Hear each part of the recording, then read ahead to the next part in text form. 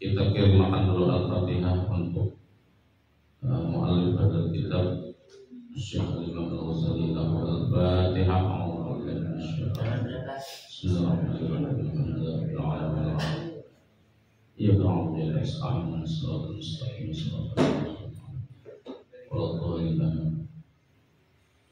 Silakan yang mengikuti mikrofon membacakan.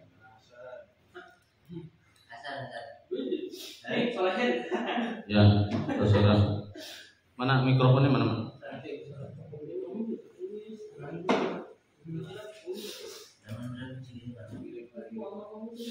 Harus berani dong, jangan takut salah.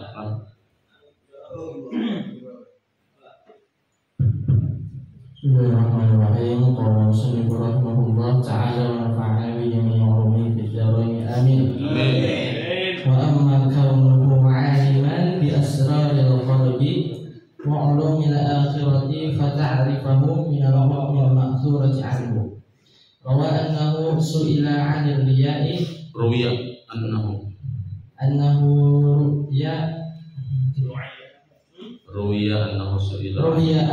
su'ila 'anil riya'i fa qala 'alal badihati riya'i alal badihati ar-riya'u fitnatun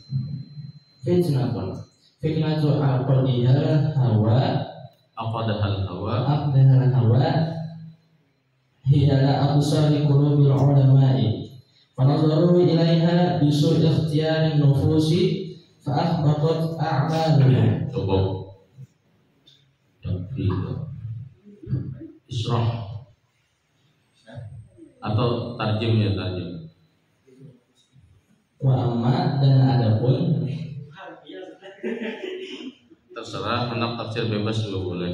Nyaman tuh pemahaman secara global supaya kita kalau akan mahasiswa nih, kalau mahasiswa tuh levelnya sudah harus memahami secara konteks.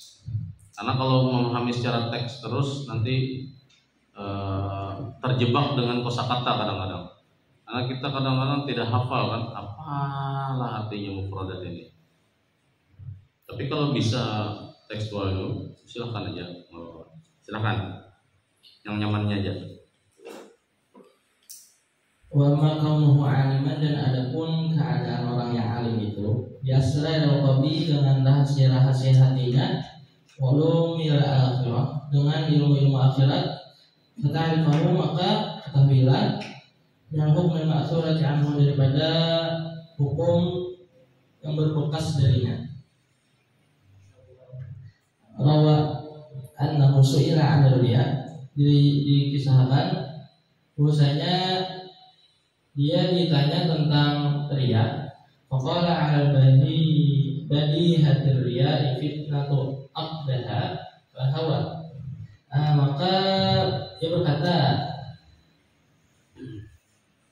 atas badihah, Badihah itu tanpa pikir panjang sebetulnya begitu. Faqala al badihah al-qawl, maka dia berkata seketika itu juga bahwa ar-riya titik-titik. Maka dia berkata tanpa pikir panjang tentang riya. Riya itu fitnah yang di aqadah al-hawa. Aqadah itu artinya mengikat ya. Berarti hawa. Hawa itu apa? Hawa nafsu. Riya itu fitnah yang mengikatnya hawa nafsu. Kepada siapa? Hiyala absaril ulama. Kepada hiyal. Hiyal tuh pernah dengar behilah lah, orang behilah tuh, behilah. Nah, menipu daya bisa juga. Jadi arahnya ke situ kan. Jadi manipulasi. Kalau ini supaya anu lah, wa amma kaunuhu 'aliman bi asraril qalbi wa 'ulumil akhirati fa ta'rifahu min al-hukmil ma'thurati anhu. Jadi kaunuhu nya itu kembali ke siapa? Adapun keadaan beliau sebagai seorang alim itu Imam Syafi'i, kan cerita sebelumnya tentang Imam Syafi'i. Adapun hal yang menjelaskan bahwa beliau itu alim di asraril qalbi, orang yang alim terhadap ilmu asrarul qalbi apa? Rahasia hati, wa ulumil akhirah, dan ilmu-ilmu tentang akhirat. Maka engkau mengetahuinya dari hikmah-hikmah al-ma'thurah anhu, hikmah-hikmah yang teriwayatkan daripada itu. Gitu kan? Ruwiya, diriwayatkan annahu, bahwasanya Imam Syafi'i su'ila 'anir riya, pernah ditanya tentang riya. Faqala 'alal badihah, maka seketika itu juga beliau menjawab. Artinya jawaban Sidin itu kada berpikir-pikir, saking Sidin itu paham betul terhadap riya, dan saking Sidin itu juga menjaga betul daripada perilaku riya. Orang kalau misalnya tidak peduli atau bahkan tidak mengenali sesuatu, itu biasanya mikir-mikir dulu menjawabnya. Ini Sidin tanpa pikir panjang langsung menjawab, karena mungkin sudah di dalam hati itu sudah terpatri kan orang, sudah menjadi pemahaman diri gitu kan, sehingga Sidin seketika menjawab langsung itu secara spontan.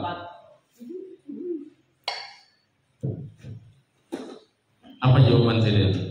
Jelaskan, San.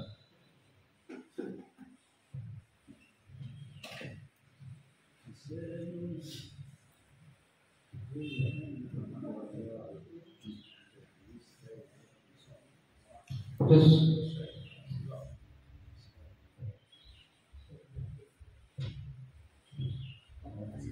Ar-riya'u fitnatun.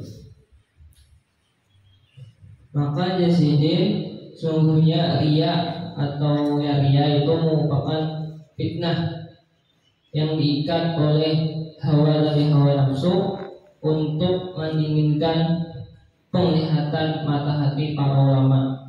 Untuk apa? Mata hati para ulama.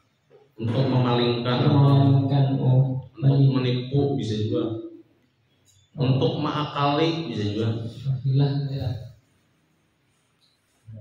Lalu mereka melihat kepada riya itu dengan jahatnya pilihan jiwa, maka binasalah segala amalannya. Berarti terhapus setan. Ya, jadi nufus itu ternyata ada yang mutmainnah kan, ada yang lawamah. Maka ketika si Hawa tadi bisa mengontrol seseorang, bahkan itu bisa selevel ulama juga kata Imam Syafi'i.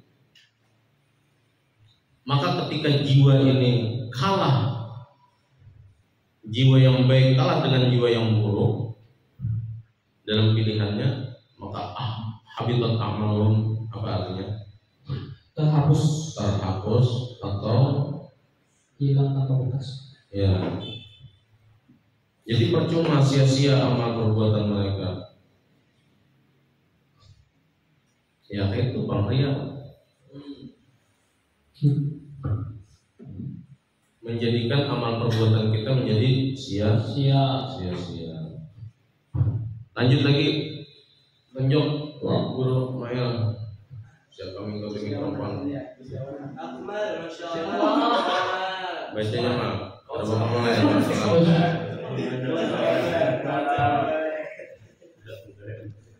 Minggu tadi sudah apa mana?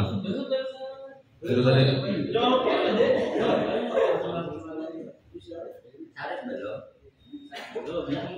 Mana Sarep? Terserah siapa kamu bicara sama. Qala Sabi rahmatullah ta'ala ila anda khabat ta'ala khifta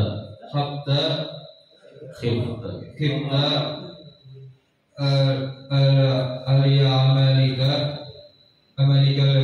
ajiba al-ajibu Fansur rida ma'talab mantatlub. Oke, cukup. Jelaskan, San. Kamu mau jelaskan gitu. Bismillahirrahmanirrahim. Jadi Imam Syafi'i berkata kembali untuk sidin apabila dalam hati berpian nih timbul rasa ujub pada amalan itu, maka pandanglah, kan cari yang dari ridha Allah tuh sebenarnya.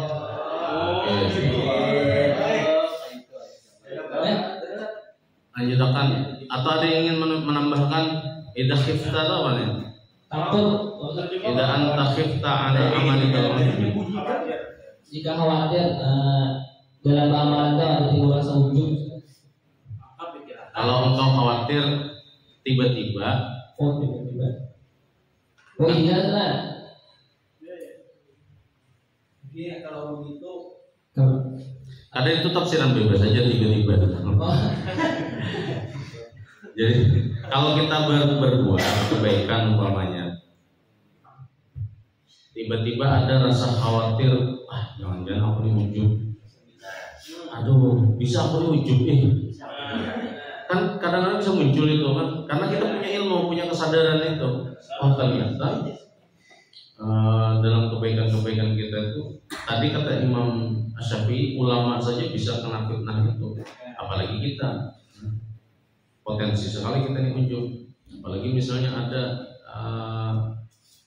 kalau bahasanya Bang Kamarudin Semajuntak tuh, si cantik itu jadi gara-gara si cantik-cantik itulah jadi kita pun bisa terpesona kan, gara-gara si cantik itu. Nang tadinya sembahyang biasa aja gitu. Tiba-tiba sembahyang mereka. Kisahnya di Makoso ya Allah, angkatan takbir itu mereka lain mereka. Pandangan lebih ke sajadah. Merajinkan pandangan kemana-mana ya Allah. Ini pandangan mereka yang lurus ya. Angkatan takbir itu model. Pokoknya nang qasar ta'arud ta'yin itu mereka assalamualaikum. Nah itu, maka kalau itu tiba-tiba muncul, ingat akan ini masih kalau Imam Syafi'i ini, ingat akan keridhaan Allah pihak yang engkau engkau tuju lah, mantaklub itu. Taklub itu ya bisa kamu minta, bisa kamu harapkan, bisa kamu tuju, bisa kamu segala macam. Tapi disesuaikan saja bahwa kita ingin meraih keridhaan Allah. Maka kalau yang dicari itu ingat akan ridho itu. Bagaimana cara mendapatkannya? Maka kalau hendak diridhoi Allah, fokus akan kepada Allah Ta'ala. Nah itu aja dicari. Allah hendak ridho biar aja. Nah, yang tadinya kita tiba-tiba ujub, astagfirullah, ridhomu, wah dibangun ridho engkau. Nah selanjutnya bacain kamu. Ya baca. Wa fi ayyi thawabin targhabu wa min ayyi iqabin tarhabu wa ayyi afiyatin tashkuru wa ayyi bala'in tadhkuru fa innaka idza tafakkarta fi wahidatin min hadhihi al-khisali saghura fi 'ainika 'amaluka. Oke. Jadi artinya apa? Jadi yang sebelum lanjutan tadi wa fi ayyi thawabin targhab. Pada pahala yang kau cari, terbaku yang kau sukai. Ya. Terus wa fi ayyi iqabin, dan pada siksa atau azab mana yang kau takuti. Terus pada kesehatan yang kau syukuri. Dan pada bala atau musibah mana yang engkau ingat tadkur.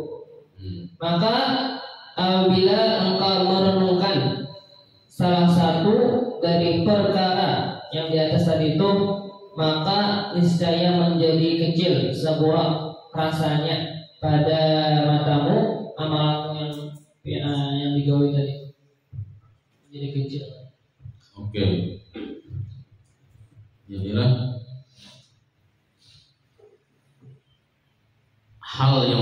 kita munculkan untuk mengatasi rasa ujub yang muncul dalam hati kita saat kita melakukan kebaikan itu. Pertama tadi mengingat ridho dari Allah saja pihak yang kita mintakan keridhoannya. Kemudian yang perlu kita perhatikan juga adalah perihal pahala yang kita sukai. Ini kita menyukai pahala dari keridhaan itu kan bisa kita kaitkan ke situ, atau pahala amal perbuatan kita ini kan. Karena kadang-kadang kita mengharap pahala itu juga kurang baik juga. Justru pahala yang dikejar itu karena kita mencari ridho tadi saja. Karena sebagian juga sebetulnya tidak terlalu urusan pahala itu sebetulnya bagi orang-orang tertentu itu bonus gitu. Maka pilih pahala yang paling kamu suka. Itu pahala apa? Pahala karena amal perbuatanmu, atau karena pahala ingin berjumpa Tuhan misalnya. Pahala itu bisa kita sebut dengan balasan kan. Jadi balasannya itu berupa pahala apa? Pahala berupa surga atau pahala berjumpa dengan Allah misalnya kan. Apa yang paling kita suka itu yang kita inginkan. Misalnya yang kita rindukan itu perjumpaan dengan Allah. Sebagaimana dulu ketika Nabi Ibrahim alaihissalam itu ada kisahnya Allah ketika didatangi malaikat Jibril, Israel, penyebut nama apa? Israel diutus untuk menemui Nabi Ibrahim. Lalu terjadilah dialog singkat di antara keduanya. Ketika Israel diutus, itu sudah jelas perkaranya. Ini perihal pencabutan nyawa. Kalau perihal wahyu, bukan Israel yang datang, malaikat Jibril dong. Atau kalau perihal rezeki, ya jangan Israel juga yang datang, tapi Mikael dong gitu. Tapi ini Israel. Tentu saja ini sudah ciri yang Allah ada peristiwa pencabutan nyawa. Maka ketika itu Nabi Ibrahim setelah dikenalkan Israel bahwa aku adalah malaikat Israel diutus Allah untuk menemui engkau, paham sudah Nabi Ibrahim. Maka Nabi Ibrahim kemudian bertanya, wahai Israel, tahukah engkau siapa aku? Jadi malaikat Israel, tentu saja aku mengetahui engkau adalah Khalilur Rahman, engkau kekasih Allah yang Maha Pengasih. Nah, jadi Nabi Ibrahim, aman aku ni Khalilur Rahman, aku ni kekasih Allah. Wa hal ra'aita habiban yumitu habibahu. Mungkinkah Allah kekasihku itu mencabut nyawaku si kekasihnya ini? Nah, malaikat Israel ngomong kayak ini kisahnya. Aku pada tahu. Amun kayak itu aku baca itu dengan Allah Ta'ala. Lalu dilaporkanlah peristiwa itu. Jadi Allah Ta'ala, wahai Israel, sampaikan pesanku kepada Ibrahim kekasihku. Wa hal ra'aita habiban yakrahu ayyalqa habibahu. Mungkinkah dia yang kau anggap kekasihku kemudian enggan berjumpa denganku kekasihku? Nah, jadi kalau kematian itu dianggap sebagai perjumpaan dan perjumpaan itu berdasarkan kerinduan, kita kan takutan lagi lo nanti mungkin kayak itulah maksudnya ya Allah. Wa fi ayyi thawabin tardah. Jadi itu yang kita kejar, perjumpaan itu sebetulnya. Ini nyaman di lisan aja kok. Di perbuatan kita belum tentu juga seperti itu. Saya sudah cerita lah yang kemarin saya dari Surabaya, pesawat yang saya rasakan itu menghadapi kematian itu luar biasa. Itu luar biasa, pengayusannya itu luar biasa. Wa min ayyi qabil tarhab. Nah, saat ujub ingat akan juga kira-kira apa iqab yang oleh kita itu takut. Jadi kalau hak ujub, mungkin bagi saya pribadi saat saya mengalami ujub itu, hal yang harus saya lakukan pertama kali adalah mengingat peristiwa pesawat itu. Dan itu hanya saya bisa merasakannya. Bagaimana rasa, ya perasaan hidup itu cuma 30% lagi dan kita betul-betul ingin menghadapi kematian. Dan kematian itu di depan mata dan kita akan merasakan itu. Jadi perasaannya itu luar biasa. Nah, kalau itu bisa saya hadirkan, kalau sesuai dengan konsep dan teori Imam Syafi'i ini, maka barangkali ujub itu akan hilang. Nanti akan saya coba lah.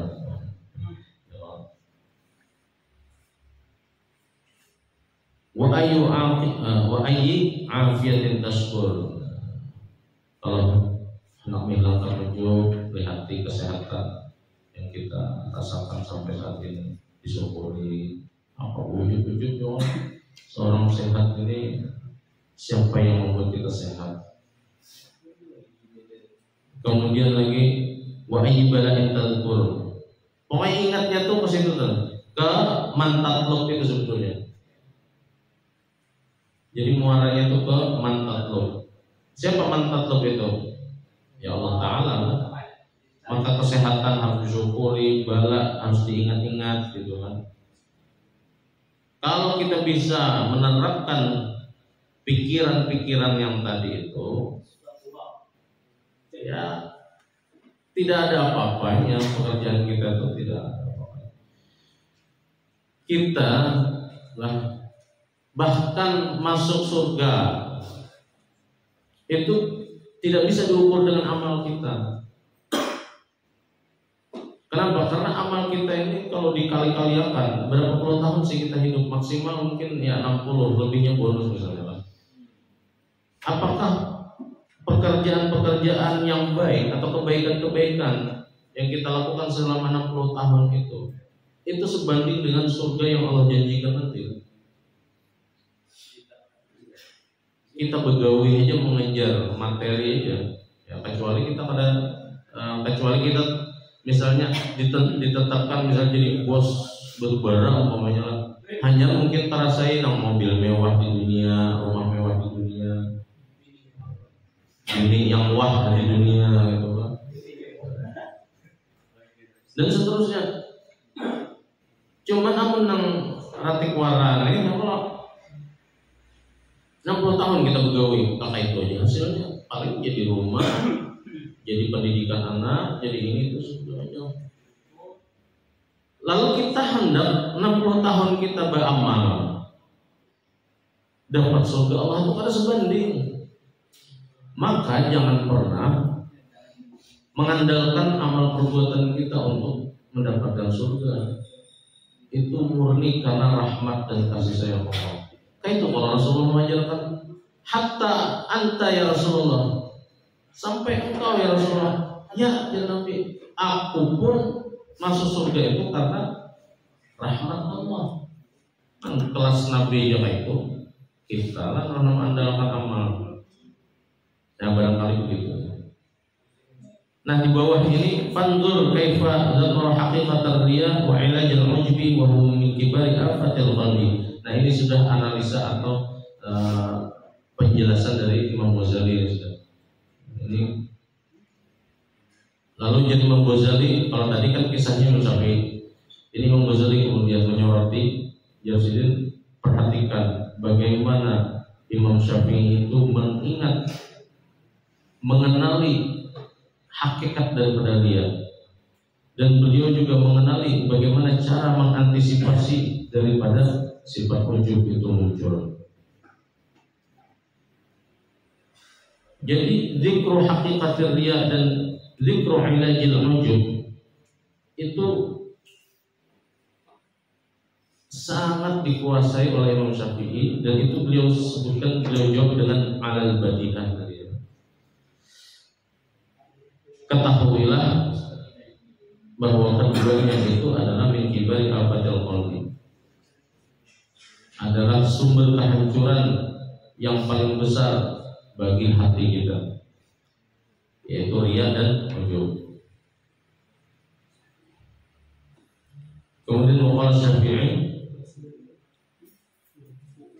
Syafi'i rahimahullah radhiyallahu anhu, man lam yasun nafsahu lam yanfa'hu ilmuhu. Orang yang tidak bisa melindungi hawa nafsunya, maka tidak bermanfaatlah ilmunya. Jadi, amun hendak dianggap ilmu kita bermanfaat, buktinya adalah kita bisa membentengi diri kita.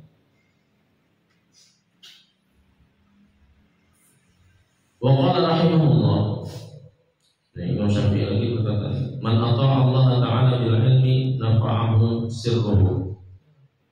Barang siapa yang memiliki kemampuan mentaati Allah Ta'ala berdasarkan ilmunya, maka nanti rahasia daripada ilmu itu akan bermanfaat.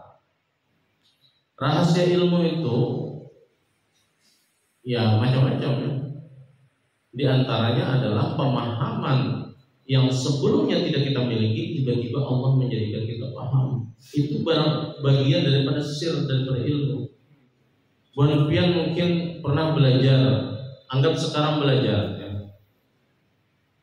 Mungkin cara menafsirkan atau cara menerjemahkan atau memahami ihya'nya mungkin anggaplah masih 20-30%.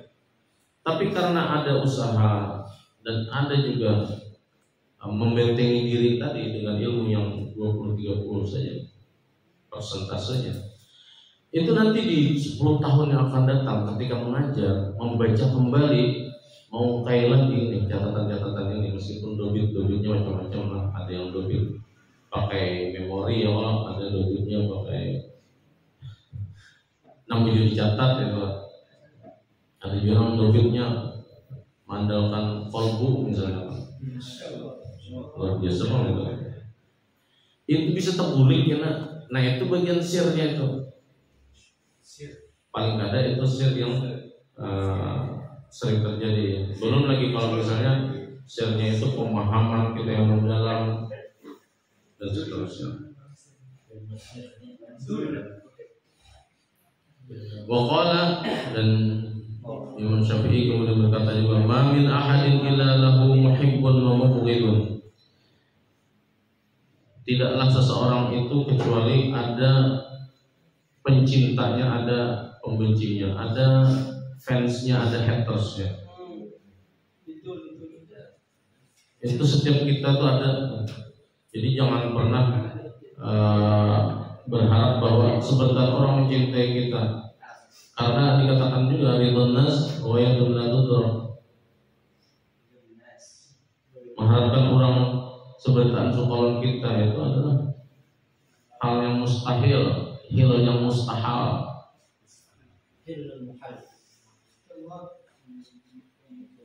Fa idza kana kadzalika fakun ma'a ahli ta'atillahi azza wa jalla. Nah, karena itulah, karena ada fans, ada haters, maka jangan sampai kita kehilangan Allah Ta'ala. Kayak apa? Supaya kita kehilangan Allah Ta'ala itu, kita bersamailah orang-orang yang taat kepada Allah. Jadi lihat di kawan, karena kan dikatakan begitu,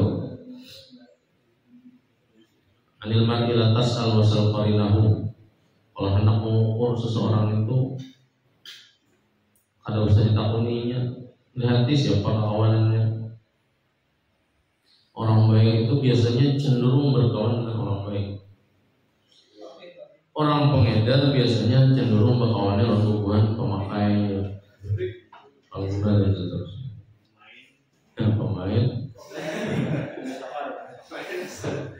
Pemain mini soccer, pemain soccer lainnya. Aduh, pemain soccer kok halalan bayar. Asal bayar. Jangan mahal gratisan. Kita baca cepat mana? Waruya an Abdul Qahir ibn Abdul Aziz kana rajulan salihan wara'an. Ada diriwayatkan bahwa Abdul Qahir bin Abdul Aziz ini adalah seorang laki-laki yang saleh, yang wara'. Wa kana yasalu Syafi'i radhiyallahu anhu. Suatu hari beliau bertanya kepada Imam Syafi'i an masaila fil wara', Nah, an masailah, masailah ini kalimat apa ini? Mabni mu'rab dalam bentuk apa? Isim ghairu ilahnya apa? Berupa sifat yang berwazan apa? Penting nih. An masailah i'rabnya apa? An masailah. Ya. Tanda jarnya apa? Fathah. Kenapa tanda jar hanya fathah? Karena isim. Rumusnya apa?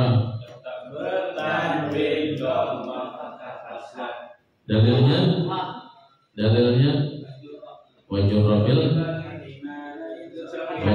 fathati ma'lam sarif ma'lam yudhaf.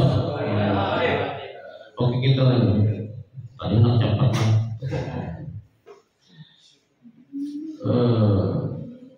Bahkan yang selalu Syafi'i anhu an masail fil wara' wa Syafi'i rahimahullah yaqbalu alaihi biwara'ihi.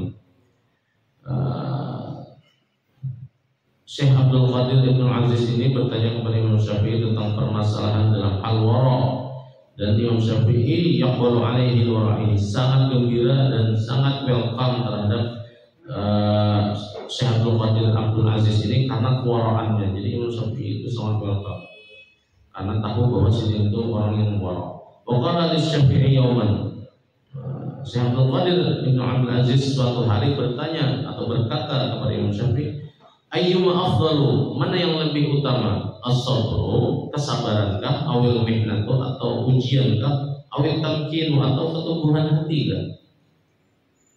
Faqala Syafi'i rahimahullah, menjawablah Imam Syafi'i rahimahullah, at-tamkinu darajatul anbiya, keteguhan hati itu adalah derajatnya para nabi.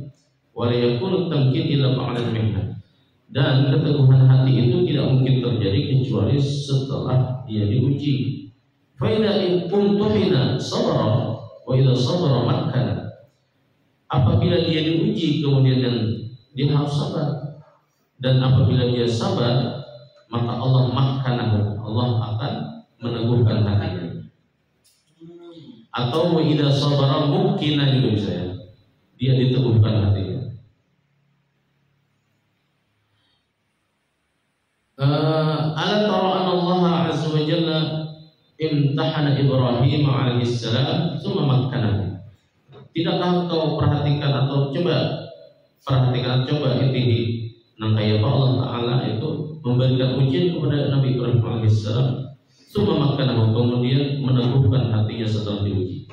Wa imtahana Musa alaihi salam tsumma makkanahu, menguji Nabi Musa alaihi salam kemudian meneguhkan hatinya.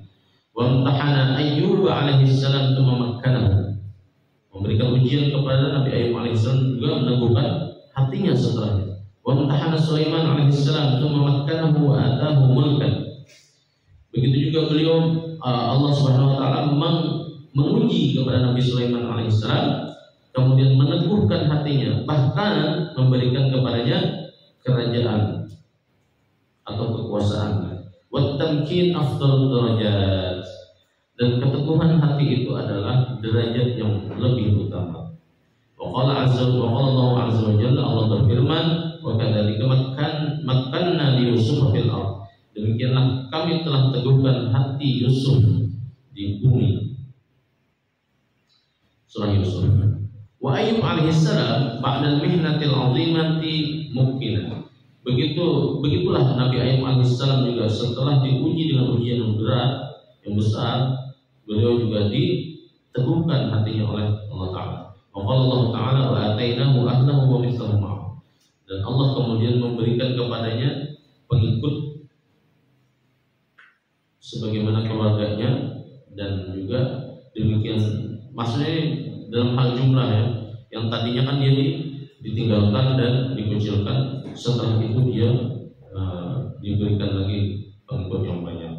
Fahadal kalam minasy-Syafi'i rahimahullah. Nah, ini sudah kayaknya pernyataan dari Imam Ghazali sudah. Fahadal kalam minasy-Syafi'i rahimahullah yadullu ala tabahhurihi fi asraril Qur'an. Nah, perkataan Imam Syafi'i ini, kata Imam Ghazali, menunjukkan bahwa Imam Syafi'i ini sangat mendalam ilmunya, fi tabahhurihi, melaut ilmunya. Dalam hal apa? Fi asrarul Quran, ilmu rahasia-rahasia Al-Quran. Wa itla'ihi ala maqamati as-sa'irina ila Allah Ta'ala min al-anbiya wal awliya. Demikian juga menunjukkan bahwa Imam Syafi'i ini mengetahui akan makom-makom orang yang berjalan menuju Allah Ta'ala dari kalangan para nabi dan para wali. Wa kullu dzalika min ulumil akhirah, dan itu adalah ciri-ciri ilmu akhirat. Wa qila lisy-Syafi'i rahimahullah, dan dikatakan oleh Imam Syafi'i rahimahullah, mata yakunu ar-rajulu 'aliman, kapan seseorang itu bisa terindikasi menjadi orang yang alim? Qala, Imam Syafi'i menjawab, idza tahaqqaqa fi 'ilmi ad-din fa'allamahu, apabila dia mendapatkan kebenaran dalam ilmu agama lalu dia mengajarkannya. Wa ta'arrada li sajil al-ulum fa nadara fi ma fa'ala, kemudian juga menggali ilmu-ilmu lain, kemudian memantau atau mendeteksi mana ilmu-ilmu yang terlupakan atau yang belum sampai tersentuh. Jadi kalau bisa Imam Syafi'i ini menguasai semua cabang ilmu, semua bidang ilmu pengetahuan. Jadi sidin rancak main apalagi namu ada tahu, belajar di sini, apalagi namu ada tahu, belajar di sini. Amun kita kan, masya Allah, tabarakallah, orang Sabtu itu aja kayaknya Allah apa mana mendalaminya. Kalau sidin dasar tabahur, semua cabang ilmu ditabahuri di sini, di dalamnya sini. Karena Allah kita mendengarkan kita ada istilah tahu banyak tentang sedikit hal, ada istilah tahu sedikit tentang banyak hal, ada tahu sedikit tentang sedikit hal, ada tahu banyak tentang banyak hal. Nah, Imam Syafi'i itu tahu banyak tentang banyak hal. Amal kita ya mudah-mudahan kalau kayak itu, tapi sementara ini tahu sedikit tentang banyak hal. Lebih baik ya kalau daripada tahu sedikit tentang sedikit hal, itu buruk banget. Atau tahu sedikit atau tahu banyak tentang sedikit hal. Itu orang yang fokus, tahu banyak tentang sedikit hal. Sedikit tahunya tafsir aja, tapi dalam pengalaman sini, pemahaman sini dalam tafsir. Orang seperti itu. Itu profesor-profesor itu mendapat penghargaan guru besar itu karena memang dari S1, S2, S3 itu bidangnya yang beliau teliti, yang beliau ajar itu tentang itu saja, tentang satu keahlian itu saja, sehingga beliau dianggap tabahur di situ. Kalau saya ini kayaknya sulit jadi profesor. Kenapa? S1 perbandingan mazhab fikih, S2 tafsir, S3 pendidikan, evaluasi program maupun. Jadi cabang sana buka-buka sana sini. Manja dia. Kan sudah ilmu tasawuf kayak manja dia. Makanya ada jelas keilmuannya. Kalau jadi profesor, kawannya kayak ini gitu. Ada masalah ya. Nah, Imam Syafi'i itu tabahur sekali beliau. Jadi bila ada yang tidak dipahami sini tentang satu bidang ilmu, beliau kemudian mendalami. Fa inda dzalika yakunu aliman, maka saat itulah orang bisa disebut alim. Fa innahu qila li Jalinus, ada tokoh Jalinus namanya dikatakan kepada innaka ta'muru lidda'i wal wahid bil adawiyyatil katsirah al mujamma'. Pian ini menyuruh orang untuk mengobati satu penyakit, tapi dengan obat yang banyak yang itu dikumpulkan, entah ini bujur atau adalah, tapi dijawab oleh Jalinus tadi. Pokoknya inna maksud minha wahidun, maksudnya itu cuma maksudnya itu satu. Wa innama yuj'alu ma'ahu ghairuhu litaskuna hiddatuhu li'anna al-ifrada qatil. Jadi maksud sidin ini satu itu tidak akan kuat, itu hanya akan menjadi pembunuh. Kalau satu itu hanya jadi pembunuh. Maksudnya gini, lidi itu bilanya seorangan itu kada bermanfaat, paling besar membersihi gigi, apalagi gesan menghambat, kemudian gesan mental. Tapi kekuatannya untuk membersihkan itu susah, sulit. Tapi kalau dia dikumpulkan dengan yang lain-lain, digumpa jadi satu, dijerat, diikat, maka dia akan berguna untuk membersihkan. Kekuatannya beda. Nah itu maksudnya. Jadi mau obati satu penyakit dengan obat yang banyak, tapi dikumpulkan jadi satu, itu jauh lebih efektif daripada dengan satu komposisi saja. Rupanya itulah rumusnya. Makanya ilmu kesehatan itu ada jualan komposisinya, jangan ada ini, dicampur jadi satu, supaya ini teratasi. Karena kan kita tuh bisa mengalami kompleksitas penyakit. Faqala innamal maqsudu minhu wahid min al-asbab. Fahadha wa amthaluhu mimma la yuhsa yadullu ala ulumi rubbatihi fi ma'rifatillahi ta'ala wa ulumil akhirah. Kisah-kisah di atas ini dan contoh-contohnya adalah dan sebetulnya banyak lagi jadi layuson menunjukkan bahwa Imam Syafi'i itu memiliki kedudukan yang tinggi perihal dalam ma'rifat kepada Allah Ta'ala dan ilmu akhirat. Ini penegasan Imam Ghazali bahwa Imam Syafi'i itu meskipun beliau imam dalam ilmu fikih, tapi beliau juga sangat mendalam ma'rifatnya kepada Allah dan kepada ilmu akhirat. Jadi sekali lagi ini mengisahkan bahwa orang-orang yang ahli dalam fikih itu bagus juga kalau seperti Imam Syafi'i. Beliau tidak hanya ahli dalam fikih, tapi juga sangat paham dalam ilmu ma'rifat. Kenapa Imam Syafi'i waktu itu tidak menulis karya di bidang ilmu tasawuf ini? Ya mungkin sesuai kebutuhan zamannya, Tetapi beliau adalah pengamal yang kuat terhadap ajaran tasawuf itu sendiri. Demikian kiranya, mudah-mudahan manfaatnya. Kita akhiri dengan hamdalah.